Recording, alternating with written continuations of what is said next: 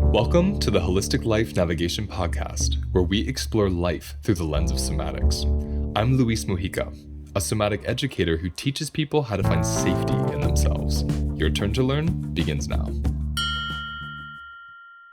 Capacity and business growth are so important to understand. I'm just thinking as I say this, it might be great to also mention this is an excellent episode for those of you who are entrepreneurs and you run your own business. And it's equally excellent for someone who's an employee, someone who's currently laid off, currently unemployed, currently taking a break from work. Wherever you are, this can be applied to you. So just because you're not an entrepreneur and you're not in direct control of your hours and scheduling and your rates and such, there's going to be an exercise at the end that will help you get in touch with how this relates through your body to the work that you do in the world and how to better listen to and nurture your capacity as it relates to the work you do. So the first place I always like to start is just understanding what is capacity.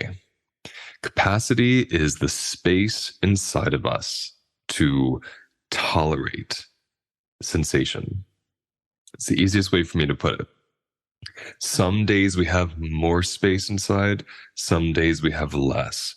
1 hour I might have more, 1 hour I might have less. Capacity is a changing fluid creature. It's in our bodies, right? And it's based on, if we think about being able to take a deep breath, right? Like we can all try it right now. Like take a breath. And notice, what's my capacity right now for a deep breath? Is my breathing met with a lot of constriction in my shoulders and my chest and belly? If those areas are kind of tense and constricted and heavy, there's not a lot of capacity already. There's a pressure. The spaciousness is being decreased by pressure and tension and bracing, right? So that's a physical lowering of capacity. Now, if it's not being decreased, if there's a lot of space there, we breathe into it, you feel an openness. That openness or closedness, whatever you're experiencing in your body, that shows you what you're already going into your day with. I'm going into my day with enough space in this moment to tolerate sensation as it comes up, to tolerate the activation of a day, whether it's driving to work, whether it's interacting with my colleagues, whether it's being the employer and I'm speaking to employees and I'm delegating, whether I'm reading emails, doing data, customer service, whatever it is I'm doing, my body's showing me right now with this simple check-in, what is its capacity to even experience the activation that comes with work? Especially because most of us, our work is inherently relational. We work with other people, other bodies. So what's my capacity right now to interact and feel the activation? If my capacity is low, right? If I have tension, if my body is constricted, bracing, hard to get a breath, maybe I haven't eaten for many hours, so my blood sugar is low. If my body is at a place of low capacity, activation is quickly going to turn into dysregulation.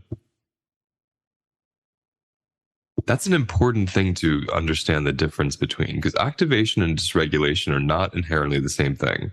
Activation is everything. It's life. I'm activated right now because I'm excited to do this and talk to you. There's a light in my face and I'm being recorded. So there's a sense of vigilance and arousal happening through my body at a very manageable low level, but enough to help me project my thoughts and ideas to you, right? My life force and my vitality and my ability to connect is connected to my activation. Activation is not a bad thing. In the somatic world, we can sometimes think it's a bad thing when we're learning these terms, because activation can lead to dysregulation, but not always. They aren't inherent to one another. If I have low capacity, activation will very quickly lead to dysregulation, because that charge, that electricity that moves through me when I'm speaking to someone, writing an email, even just experiencing being seen, if I have a low capacity for that, I'll quickly dysregulate because the charge will overwhelm my body. My body doesn't have enough space or time to metabolize the charge in real time. And so I'll get shut down. I'll go into a freeze response. Maybe I'll go into fight or flight. I'll yell at somebody. I'll walk out. I'll go smoke a cigarette. I'll start eating a bunch of food. Lots of different ways. I'll grab for coffee. Lots of ways we cope to try to build or temporarily soothe or even push through our capacity. This is the second part I want to speak about. We've been, I really try to not use words like we've been conditioned, because it creates this, there's like a lineage attached to the statement we've been conditioned, which essentially means like everything's fucked and there's nothing you can do about it. And I don't subscribe to that. I truly believe in transformation regardless of circumstances. That doesn't mean I deny circumstances at all. Doesn't mean I deny history at all, which is why I do use the word condition. But I like to transform the word conditioned into the word practiced. Okay. So if I'm hearing myself saying, we've been conditioned to bypass our capacity with our work, right? What that really means is I was born into a culture that was already practicing the bypassing of capacity in the name of progress, in the name of rewards, in the name of being a good worker, right? So if I'm born into a culture that's already practicing that, that means I'm already practicing it. It doesn't mean it's my fault. It doesn't mean it's their fault. We're all practicing together. We're one big traumatized family, just trauma bonding with our careers and our jobs and our monies and our societies, right? So I like to feel, and you can do this with me if you want to, that difference between we've been conditioned to bypass our capacity for work into I was born into a culture that has been practicing bypassing for so long that it's the culture I know. It's the only way I know until I learn and try a different way. So I will speak for myself. I was born into a culture and into a family that hardcore bypass their needs and capacity and health in the name of work, in the name of money, financial security, and progress. That came from their own intergenerational traumas, especially those who immigrated here later. And there would be a lot of reasons why this need to overwork, which essentially is a flight response, is overcoupled with survival, because you're fleeing from one place to another. You don't belong in the new place. You don't feel like you belong. No one looks like you. No one speaks like you. Yet there's this driving trauma response inside of you to continue moving. Don't stop. It's unsafe to be still. And that turns into overworking, which becomes identity, and we justify it. We have all these words for it. I'm not going to go into that. But what's important for me here is that we just notice this piece, right? Just feeling into, I was born into a culture that practices bypassing their needs and capacity for work. So I guess I'm probably going to do it too. It's pretty rare if you don't. So first, notice that for yourself. How do I bypass my capacity for my job? Whether I'm the creator of that job as an entrepreneur, or I'm the employee of this position. How do I bypass my capacity? And this is not a question that's based in privilege. So it doesn't matter why. The circumstances are not what I'm interested in yet. I'm interested in getting to know through a felt sense when, how, what it feels like when I'm bypassing my capacity. So I'll give you an example of mine. I'm at the computer. I've been working for 6 hours, let's say. I have 30 emails to answer. And my mind is saying, you cannot take a break until these 30 emails are answered. I've already been working for 6 hours. This is how I used to live when I had a full-time private practice. I start work at 8 a.m., sometimes 7 a.m., depending on the client. And I'd be back to back for about 6 to 8 hours with people. No break, because I just didn't think of it. And then my first break I had would be to eat, because I was always very firm on my eating, my nutrition schedule. So I had that going for me, at least. And in that moment of taking the break to eat, I would simultaneously follow up on emails, which were usually scheduling changes from clients, new clients coming in and reading their cases and seeing if I wanted to take them on, any kind of promotional work I was doing, if I was teaching a webinar. So I'd be on this computer and I would see 30 emails, and my mind would say, you must finish these. You can't take a break till you finish these. Now, my bypassing of my capacity was happening in that moment because the mind has nothing to do with our capacity at all. Capacity is biology. It's biological. It's in our bodies. If you go back to one of my previous episodes a while ago, I don't know the number right now, but you can look in the show notes because Camille is really good at putting those in there. It's called The Difference Navigating Capacity and Desire. Okay. If you listen to that, it's going to give you a lot of insight and vocabulary and somatic understanding around what I'm talking about with capacity and desire. So I'm going to spare the lesson right now and just say that when my mind says you must do these 30 emails before you take a break, that's me coming from desire. It's what I should do. It's what I have to do. It's what I think I should do. It's a story, essentially, right? That doesn't check in with my capacity. Now, some of you might think, that's not a story, Luis. I don't have the luxury to be an entrepreneur. I go to work and my boss says, you must get these 30 emails done. Yes, fair enough. So 30 emails must be done. And where's my capacity in that? Am I holding both or am I bypassing capacity? We want to transform capacity into felt sense. So I'm sitting there looking at the emails. There's 30 emails. My desire, my mind, the ether, which is not part of my body, is saying, finish these before you do anything else, including go to the bathroom, drink water, stretch, laugh, cry, whatever it is. In that moment, I bypass body. I don't check in with my body. In fact, I get quite dissociated because I leave body for mind and for the action of these 30 emails. So I actually start entering in a dissociative, adrenalized state. Now, what if my mind says 30 emails and I say, wait a minute, pause, 30-second, time out, 30-second mind, body, what are you feeling right now? And I notice my chest is constricted.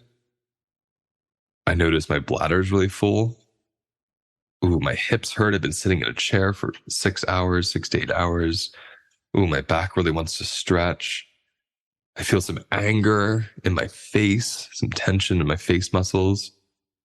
In 30 seconds, maybe even less than, my body has just somatically shown me its needs and its capacity. There's a need to stretch. There's an anger in the face. Anger is very often the result of broken boundaries. So what is not being heard by me about my body that's creating anger? Okay. Wow, I'm not breathing very deeply. What happens if I breathe? What does that do? Oh, wow, my tongue's really dry. I'm thirsty. I need some water. I'm learning so much in those 30 seconds about what my body is needing that I would miss if I bypassed capacity for desire, if I bypassed capacity for progress, for work. So in that moment, even if I'm, again, employed by somebody else, and for the record, entrepreneurs have no less pressure than an employee. Usually we have more because we are everything. So I can't just leave and get fired and get another job. If I leave, everything's done. So there's this pressure. Let's call it an equal amount of pressure so we don't create a hierarchy of, oh, it's harder for me or harder for you. Because I really don't believe I can know that for any of you. But noticing there's a pressure to, I have to get this done. And there's an inquiry that very rarely enters with that pressure that says, what's my capacity right now to get this done? Now, a few navigating sessions ago, I talk about listening to the body instead of following it. This is a great example of what that looks like. If I'm working for somebody and the reality is if I walk out because I don't have capacity for these emails, I'll get fired. That's my reality. I don't want to argue that reality. I don't want to make my boss or the business I work for like a bad business because I don't have capacity to read the emails. It has nothing to do with them. Even if their work culture is different than I'd like it to be, I am signing up to work with them. So let me be responsible for my part. So I don't have to walk out because I lack capacity. I can notice I'm thirsty, I have to pee, my back hurts, and I have to get these 30 emails done by the end of the day. What am I going to prioritize? Well, it takes a couple seconds to drink water, takes a minute or two to go to the bathroom, and maybe 5 minutes to stretch. Do I have 8 minutes to meet those very basic needs first? I do. Okay, let me do that. Now let me do these emails. I just paused, listened to my capacity, gave it a little bit of what it needed to, and then went back to my emails. Then, when I get home from the day, I get to notice, where's my body now? What's my capacity now? Do I get home and then expect myself to clean, to do laundry, to make a very healthy meal for myself, to accomplish something? What am I expecting myself to do when I'm home? And are those expectations separate from my capacity? What if I created a new ritual where I get home and I actually sit down for 5-10 minutes and I check in? What's my capacity right now? What's my capacity to relate to the people I live with if I share space with someone or I have a family? What's my capacity to cook? What kind of food does my body need to feel nourished right now? What do I need right now to have the capacity to do these things that I need to do when I get home? Or what things am I telling myself I need to do that aren't actually important to my survival? They would be nice. They might make other people really happy. And how do they relate to my capacity? This is how we do the work for real. So not just like a story of, I'm an entrepreneur, I build my practice, I build my life, and I choose what I want. Not everyone relates to that, but we can all relate to getting home from the place where we might not have choice, and then for the first time in the day, having choice over our bodies. We can play with that. And even if we don't do anything with it, just retraining, repracticing, like I said earlier, instead of conditioning, just practicing that new way, it creates a daily invitation to ask the body, where are you right now? Because that's what we're really working with here. We're working with asking the body where it is instead of telling it where it needs to be or what it's going to do. And this is why I find it so important to learn capacity as it relates to business. Because for those of you in this example I just used who are employees, that's your agency. You don't have agency to change the structure of the business. Maybe someday, but usually you don't. Your agency is your internal dialogue and your felt sense about your body. And I have walked out on many jobs throughout my life because I didn't have the capacity. I didn't make that their fault. I left and I reveled in my freedom, and then I found another job. And I'm not talking about salary jobs or 6-figure jobs. I'm talking about $8, $9, $10 an hour jobs in New York City, customer service positions that I was not willing to break my body for. I just wasn't willing to do so. I was more willing to have $2,000 in the bank. Okay, that will get me 3 months of rent, and leave the job, scrimp and save and not eat that much food and be free. That worked for me. Doesn't work for everybody. I was single. I didn't have a child at the time. I was able to do that. So we need to really all be within our realities. And within our individual realities, with this practice of checking in with capacity, the answers come from inside of us. There's no direct way I or anyone could tell you how to build your capacity and what to do with your work. Now, where this goes for entrepreneurs, and keep listening if you're not one, because this might resonate for you in some way unimaginable. We do have the agency of how we build our practices, how we build our businesses. I didn't realize this when I started. I felt very beholden to my client base. It was a pretty large base. I had somewhere between, I think when I counted, it was 45 to 50 people a week, because I would do these long marathon 12-hour days. I worked about 5 days a week, sometimes 6. And I would see people from the moment I woke up to the moment I went to bed. Because number one, I didn't know how to say no. Number two, I loved the work. Still love this work. Love trauma healing. I love nutritional work. I love holding safe space for somebody. It was it lights me up. So I was kind of addicted to it, you could say. So I couldn't say no. I didn't know how to. And then there was the financial piece. I didn't have clear financial boundaries with any of my clients for many years.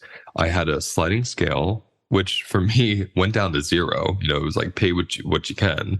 And many times I'd have 6 to 8 clients in 1 week not being able to pay. So I was always making up for their inability to pay by taking on more clients. I was burning myself out. I was doing a great service. People were transforming. People were recommending me. My wait list was growing. I didn't have any promotion. I had no online presence, but the work was so rooted in integrity, and what we were creating together was so powerful that even though I was burnt out, the work itself became its own container, its own being, which is a beautiful thing. And I started asking myself, well, what's the point of teaching other people how to listen to their bodies, how to feel safe in themselves, how to listen to their no, how to listen to their yes, if I'm not doing that with them, right? So I started checking in with my capacity, and I noticed several things.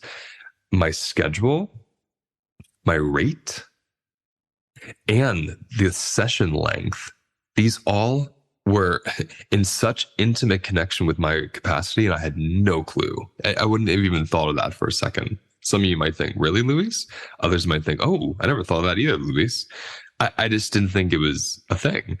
And then I started noticing, the more I learned about capacity, the more I practiced it, the more I spoke about it and taught about it, I started seeing, well, capacity is the body. These 3 things have a huge impact on my body.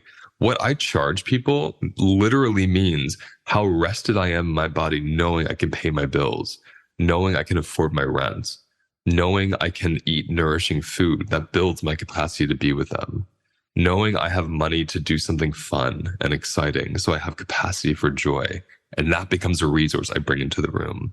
My entire lifestyle and how I treat this body shows up in my practice. They're not separate from me. So how I was living was deepening my somatic ability to be with myself and then be with my clients. So my rate directly affected my capacity. My session lengths, I saw people for an hour at a time or a half hour, and it was always back to back. So I'd have about 4, I remember it was 4.5, I would call it 4.5 clients, which meant 4.5 straight hours. So I'd have 4 1-hour clients back to back and 1 half-hour client tagged at the end of that. Okay. I'd have about a 30-minute lunch break, sometimes an hour, which, as I said earlier, would include just doing emails and eating at the same time. And then I go back for another 4.5, right? So it was this 9-hour client day total, but with administrative work, it turned into a 12-hour day very, very quickly, because I would write client notes, I would email them the notes, I went above and beyond. So these session lengths gave me no time to check in with my body in between clients. And when you're witnessing really extreme trauma, literally it's in the room, the person's getting activated, the person might scream, they might cry, they might have a breakdown. They're telling you descriptive images that are really violent and painful to witness that they went through, and you're not giving yourself a break between that. My body was just building with a sense of tension and activation throughout the day that I wasn't aware of. So by the time the day was over, I was overwhelmed, I was numbed, I had zero capacity to relate to my family or my friends, none. So my session length had everything to do with my capacity, right? So if I think of the rate, if I think of the session length, if I think of the schedule, I think about how these things interfered or had the ability to nurture, right? My capacity, I started playing with it. And the first thing I did was I removed the sliding scale. And I told all my clients, this was a few years ago, I drastically increased my rate. I was charging $75 for an hour, which is like unheard of. That's why I was so popular. And then I put it up to, I think I went up to 100 or something. I went up these really, every 6 months I would go up a little bit more. I didn't know I was going to do that, but I was really following capacity. And I said to myself, or my body, I said, I'm going to design this practice of mine from my capacity instead of from my desire. My desire is to help everyone that asks for it. And I was. My capacity was saying, you can't actually sustain this, Luis. Like, I can't hold all this for you anymore. That's what my body was saying. So I said, I'm going to try something over these next 2 years. I'm going to drastically work from my capacity. I'm even going to use that terminology with my clients. I'm going to share with them where my capacity is. And my rate is going up to serve my capacity. And my hours are going down to serve my capacity. And it was the most transformational thing I've ever done in my life, especially as a therapist, especially in private practice. And it led me to this podcast because as my rate was increasing, naturally, my clients were decreasing because they couldn't afford my rate, which was actually really good for me. That would have given me so much shame to say out loud before, because I thought, well, this is a service. I need to provide this. And then this thought or statement, medicine really for me as a fawner, started coming into my body and mind. And it was, no one's entitled to your capacity, Luis. Just because somebody had a horrible childhood or just got out of an abusive relationship or is in one, that doesn't entitle them to your time. And that was shocking to hear. And even more shocking to start saying out loud, because I was so trained and practiced to say yes. I've been training myself to say yes since I could say the word yes, to please others because of my relational traumas growing up. So I lived from a fawn response. And that fawn response went right into my private practice. It was part of all my jobs before that. Then went right into my private practice. And my saying yes, my letting people pay what they wanted to, my not giving myself breaks in between because someone would have a breakdown. I would say, oh, I can squeeze you in right now. That was all my reflexive fawning response because I wanted to please them. I wanted them to feel safe with me. As I healed my fawn response, I also started noticing the reflex went away. So when someone asked to work with me, I was able to say, I have no openings, but I'll put you on the wait list. I was able to say, it's this much money. And they would say, I can't afford that. I would say, I'm sorry. I hope you find someone that can, with no charge. That would have wrecked me before. I wouldn't have gotten sleep before. And the only reason this was really working for me and was so effective was because I was really somatically presencing my capacity in my business. And I could feel the difference instantly. When I sent an email saying, in 3 months, all sessions will be reduced to 45 minutes because I'll naturally have this 15-minute break built in, I could feel my body settling, just orienting to 3 months from now. And then when those 3 months came up and all the sessions were 45 minutes, whoa, I had all this space inside of me. I was so centered. My work was getting even better and juicier. And in that time, I was building my capacity to even have a better language for what I did. And then I noticed, I think I like teaching more than I like doing one-on-one therapy. Again, listening to my capacity, because my desire, if I was going by desire, I would not be doing this podcast right now. I'd be entrenched in 45 to 50 people a week still, because that's really my desire. My capacity says, you have a way to teach this work that works for people, even if they don't work one-on-one with you. I didn't know that. I learned that over time doing group work, doing webinars, being hired to work a few corporate spaces in New York City over the years where I teach the team these things and I would get all this responsive transformation. And I thought, well, if I have the capacity to be a teacher, right? And I actually feel better after I teach a group of 20 people than I do sitting with 10 people in a day. How can I start to shift that? Right? So I fell into my capacity. I noticed I like working with an audience. So I got an Instagram account and I started posting on Instagram. And I said, I'll just post every day something I learned from the day, something I learned from my clients, something that comes up in my body, some wisdom of the day I'll post. And I did that every day, essentially for almost 3 years. I had no idea it was going to be that long. And my Instagram following grew and grew and grew and grew and grew. And then thought, well, I'll do a podcast. I can talk. I can speak about the wisdom I learned from these people and my own experiences and have other people on. And this grew and grew and grew. And then my course was designed from all the work I did with people for 10 years plus. I designed this course based on how I would work with them. So I was able to find a way to structure these sessions, that, or I would say the way, kind of like the path that a client would take with me in private practice, something that might take a couple months, couple years, I structured within 4 weeks, which was super overwhelming for my capacity. And again, listened to that and realized, no, I need 6 weeks to teach this information. And I need more than 1 day a week. I need like 3 days a week with these people. I need an online space where people can talk about what they're going through. I need a team. Marika came on early on when I started the course. She increased my capacity. She's my assistant and operations manager of Holistic Life Navigation. Then Camille took the course as a student, and she reached out and said, I would love to help add to your capacity. And we're like, yes, please. And now she's an assistant teacher and a community manager of our spaces. So she directly works with people around the content that I'm teaching and helps reteach it and guide them through the practices through the 6 weeks, as well as on the membership. This is profound. So I'm sitting here with you, and I'm going into, this is being recorded in December 2022. I'm going into 2023. And next year we have 3 6-week courses, all of which look like they're going to sell out. I have 2 in-person retreats I'm teaching, my first ever weekend retreats. I've done day retreat. I've never done a weekend retreat.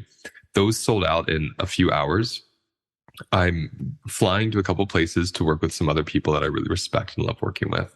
I have this beautiful membership, and I have this lovely podcast. This is not me trying. I'm not like trying to be in the world and be successful. This is me listening to my capacity. And as I listen to my capacity, it directs me to the next place. It's the most humbling way to, I can't even say run a business, to have a business, to participate in a business, to relate to a business. Because just as I experience with music, I'm not the creator of the song. I'm at the piano and these sensations and feelings come through and my fingers move. And then I'm moved by what my fingers played. Like I'm witnessing this art. This company, this organization, this business, Holistic Life Navigation, it's this being, it's this art form that I get to witness. And when I wasn't listening to my capacity, I was owning it. I had my hands just in there, squeezing and gripping it and telling it what to do all the time. And then I started saying, I'm going to listen to my capacity and how my body relates to this creature, Holistic Life Navigation. And it's been profound. I just listen and feel, and then I notice. And if it feels good, if it creates space, if it builds my capacity, I follow. And that doesn't mean listening to my capacity is always easy. I've had to disappoint many people over the last 2 years as my business greatly transformed from full-time private practice to now 0 private practice and groups and courses and retreats. That was nothing I had envisioned. I would never have wanted to teach a class on Zoom if someone asked me. I would have said, no, thank you. I prefer being in my little cozy corner with my 2 clients. Like that felt really good for me. That was my capacity until it wasn't. So those of you listening, whatever you do, whether you're a therapist, a carpenter, a contractor, an archaeologist, a musician, a plumber, a nutritionist, a parent, whatever your art is, your work, the thing you devote yourself to every day, whatever it is, regardless of whether it makes money or not, it is what your body is using its resources, its energy, its capacity to do. And when we do that thing without checking in with our capacity, without creating a relationship with our capacity, that thing ends up taking over our lives and we burn out. I am doing more work than I've ever done in my life in terms of the amount of people I'm working with, the amount of people that hear my philosophies and these teachings, the amount of people that are being helped. Far more. I think last year in total, we had 1,200 people take the course. That's more. That would have taken me, oh my God, maybe a whole 30 years in private practice to get to. My point is I'm getting much more reach, working with much more people, doing many more projects. And I feel the most relaxed in my body that I've ever felt since I started this work. So my private practice was harder on my body than all this public work I'm doing because I'm following my capacity, not because I'm special, not because I have a gift. I'm truly serious. I'm not being modest. It's because I'm listening to capacity. And I know this because I see other people do it who do trainings with me. I run a mentorship every year. This one's completely filled. By the time you hear this, it will be happening. But the next one's going to open up in, I want to say September, either September or October, but the applications will open up in summer. If you go to my website, holisticlifenavigation.com, and you click on work with me, you'll see an area for slow groups, and you'll see the practitioner slow group. There's other slow groups that are great too. But if you're hearing this and you're someone that really wants to learn how to create more capacity for the work you do and to build a somatic culture into the work you're doing, it's a brilliant way to do so. You click on that link, you'll get on the wait list. We'll send you the applications in the summer when they're open. You apply, we review them, and we pick up to 30 people that just really resonated with us and feel like a good fit, especially a good relational fit. Then for 9 months, we meet very slowly over the year. We practice these things and we learn as a community together, and from me and my team, how to implement this in our practices and into our lives. I'm going to close with a short practice of capacity right now. So if you're unable to do this, just pause and come back, because it can be extremely profound, even though it's really simple. So whether you're on an office chair, whether you're in a car, the car must be parked, by the way, on an airplane, in the bedroom, wherever you are, outside in the forest, I want you to find a place where you can sit or lay and be totally held and supported. So I'm in my office chair, and you can see me doing this on YouTube if you want a visual. And I'm just letting my head fall back onto the back of my chair. So instead of sitting up, where I'm holding, all this constriction has to happen to keep me up, I'm letting my head be held by the chair, and the constriction starts to resolve, right? Let my arms hang, let my legs splay out a bit. So wherever you are, allow this same thing to occur, okay? Laying on a bed, laying on the ground, sitting on a park bench, letting your head rest back, maybe putting a backpack or a sweater behind your head so it can be held. Just allowing your full body, head to toe, to be supported by what it's on, so you're not holding it. Now, why we do this is so we can actually feel into our body and notice, what's my body's capacity for support? Is my body still tensing and bracing even though it's being held? Or does the tensing and bracing start to dissolve a bit? These places that are tense, these places that are braced, these places that have pain and chronic constriction, right, and pressure, these are places that have low capacity. It's really important to learn how to identify these, because if it's 9 a.m., it's the beginning of your workday, and most of your body has low capacity, you're going to have to bypass and adrenalize and numb out and dissociate just to get through the day. However, we can pause and give this body a place to be held for a moment and notice, what parts of me relax? What parts of me expand? What parts of me start to ease into the room? And then I allow my eyes to help me. I open my eyes and I look around. I look for something pleasant. I look for something funny, something beautiful, something simple. And I notice, where in my body can I feel that? What part of me, not all of me, what part of me can feel this thing in front of me that's nice, that's pleasant? And I'll say, I'm looking right now at a pine tree that's totally kissed with snow. I feel it in my chest. My chest just softens and melts. So that place in me that's softening and melting, that's a place that has capacity. It has the capacity to be here, to see the tree, to relate to the tree through opening, almost like opening its arms to the tree. And it's not a place that's remembering threat from the past, and it's not a place that's orienting to threat or stress in the future. It's not thinking about my emails that are building up as I do this podcast. It's not thinking about what I should have done yesterday. It's just feeling the now.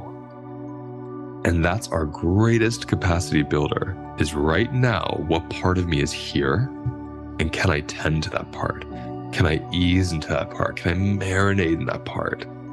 That place then becomes a resource. It becomes a safety and anchor to be with through your day, to show you the difference of when your body has capacity and there's space in there, and when your body's constricted.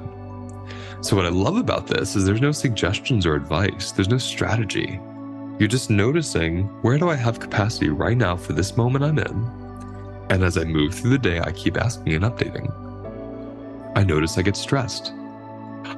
I feel stress in my chest. What part of me has capacity for this stress? Let's say my boss says, 30 emails in 1 hour. I need 1 hour, get rid of these emails, right?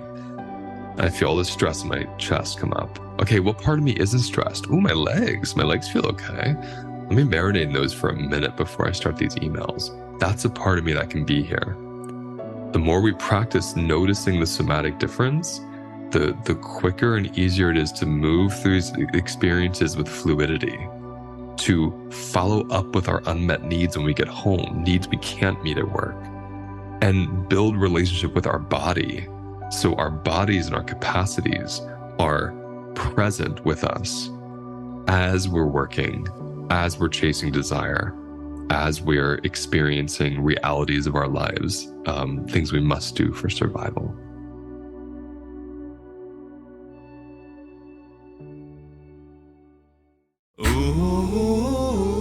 That's the end of today's episode. Now let's take a moment to notice where we feel the episode in our bodies. Close your eyes. Take a breath.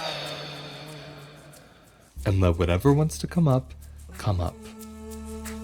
And remember, those sensations hold the wisdom that we're looking for. If you want to go deeper, visit holisticlifenavigation.com.